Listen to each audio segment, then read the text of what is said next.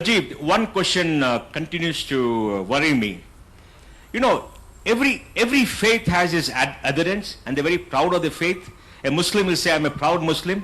A Christian will say, "I'm a proud Christian." Angela Merkel went and said Germany should follow Christian values. They were a Christian Democrat Party. David Cameron said that the England should follow Christian values. They're very proud of their founding faith and the values. But in India, if you come and say you're a proud Hindu, you're dubbed communal, you're dubbed a Hindutva, you're dubbed a right-wing person. Good. Now, what is wrong with the Indian mind that we refuse to accept our own identity, stand up for what we think we are, and why we're not proud to stand up? If you're a Hindu, I'm a proud Hindu. If I'm a Muslim, I'm a proud Muslim. If I'm a Christian, I'm a proud Christian. In fact, Gandhiji was asked this question that, what do you want people to be? He said, I want a Hindu to be a proud Hindu, a Muslim to be a proud Muslim, and a Christian to be a proud Christian. Because that's what you are. But in India, if you say about Hinduism, you're branded. Yes. And why is this branding happening? And what should we do about it? What is your view? Great. This is a great question because I'm victim number one of this sort of thing. Except that it doesn't bother me. I'm very thick-skinned and I just give it right back. So it doesn't bother me. But I've studied this whole syndrome. You see, the thing is that because Hindus are the majority, therefore the target is to get at India, to understand India or to undermine India or to this breaking up India.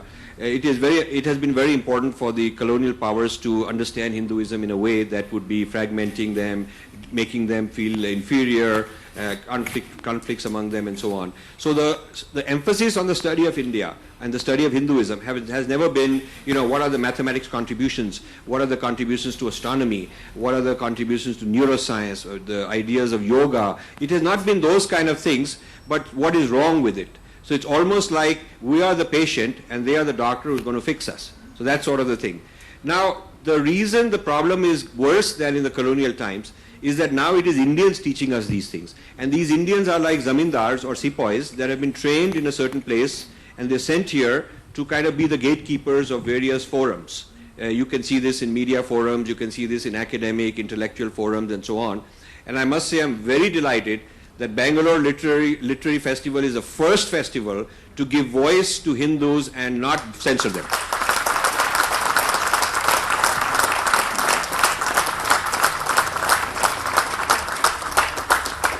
Because, all the voices should be allowed at the table. India as an open architecture has room for all the voices. It's not that the Hindu voice is suppressing someone else. It's just that I'm from a certain heritage and therefore I have a right to talk about it in a positive way without being called chauvinist and all those things. Fascist, these horrible words are imported. We don't have that kind of a history of those things happening. We haven't genocided people. We haven't got that kind of a history.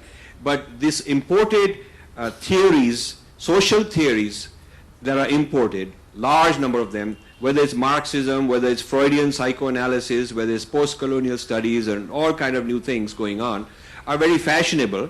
And that is where the youth who are very bright and go to good colleges are sucked into such programs. It's become elitist and the media loves to quote this because it makes them feel like they are superior and so on. So this deep inferiority complex that we carry and a sense of awe of the West means that we follow their lead intellectually. And this means that we are not in a position, the thinkers, the leaders in the social sciences have not been in a position to really honestly excavate who we are on our own terms, much less reversing the gaze and responding to other people. So this lack of identity and shame and a sense of almost like you have to start by apologizing is a very sad thing. I found that 20 years ago, or somewhere around 10, 15 years ago, there's something called Education About Asia. It's a magazine in the US. It goes to 20,000 school teachers who teach about Asia.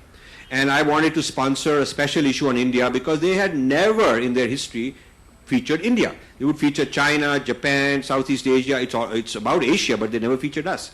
They would feature the Middle Eastern countries. So we gave them a grant, my foundation, to have features on India. And I was asked to write the introduction to that special issue. And in that introduction I said, this is like 10, 15 years ago, I said that this caste, cows and curry stereotypes about India are obsolete.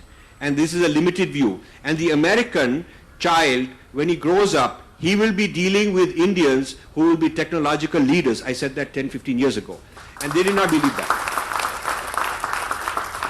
So I said that rather than being caste cow's curry image that you are teaching, you are handicapping the American because he will not know how to treat an Indian properly and compete. It is in the interest of the American side that you must understand the strengths and appreciate other civilizations, just like Americans appreciate themselves. And so the purpose of this special issue is to educate Americans about the future power that India is and the past power that it used to be at one time, so that Americans know how to deal with mutual respect. Now, it is interesting. They took this whole issue. They took my introductory editorial. In the next issue were a whole lot of complaints, some by Indians also, that this is chauvinistic. Why are we allowing this? He should be talking about this problem, that problem, that problem. And then I had to respond. I was given a chance to respond, which is good. And so I could say that if you look at the issues on Japan, if you look at the issues on China, and you look at US, US grand narrative is called American exceptionalism, starting with, the founding fathers, Thomas Jefferson, the place where Edison and all these people, Wright brothers, it's all the accomplishments of the country. Every child learns these things. And it is not about what a horrible place we are, which every country has horrible things. So you see, we have somehow become very full of negatives about ourselves. And we need to turn this around in the same way as a corporate enterprise needs a positive brand. It needs a USP. And it needs to show what is good about it, both for its own people and for the other the outsiders who it deals with.